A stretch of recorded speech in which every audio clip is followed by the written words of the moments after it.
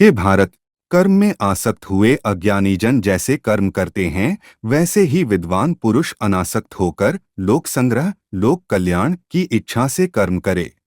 ज्ञानी पुरुष कर्मों में आसक्त अज्ञानियों की बुद्धि में भ्रम उत्पन्न न करे, स्वयं भक्ति से युक्त होकर कर्मों का सम्यक आचरण कर उनसे भी वैसा ही कराए।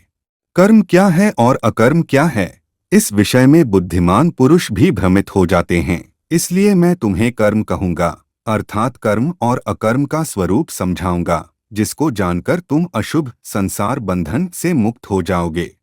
लापा, कर्म का स्वरूप जानना चाहिए और विकर्म का स्वरूप भी जानना चाहिए। बोद्धव्यम तथा अकर्म का भी स्वरूप जानना चाहिए, क्योंकि कर्म की गति गहन है।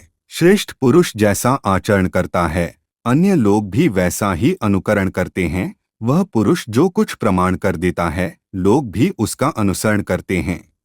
यद्यपि मुझे त्रैलोक्य में कुछ भी कर्तव्य नहीं है तथा किंचित भी प्राप्त होने योग्य अवाप्तव्यम वस्तु अप्राप्त नहीं है, तो भी मैं कर्म में ही बरतता हूँ।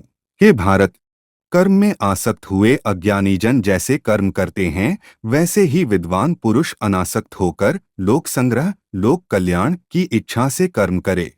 ज्ञानी पुरुष कर्मों में आसक्त अज्ञानियों की बुद्धि में भ्रम उत्पन्न न करे, स्वयं भक्ति से युक्त होकर कर्मों का सम्यक आचरण कर उनसे भी वैसा ही कराए। इंद्रिया, मन और बुद्धि इसके निवास स्थान कहे जाते हैं।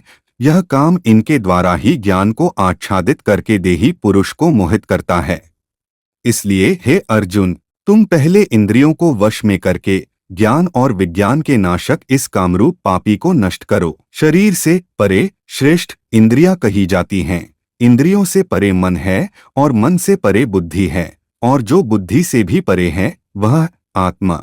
इस प्रकार बुद्धि से परे शुद्ध आत्मा को जानकर आत्मा बुद्धि के द्वारा आत्मा मन को वश में करके, हे महाबाहो, इस दुर्जय दुरासदम कामरूप का नारो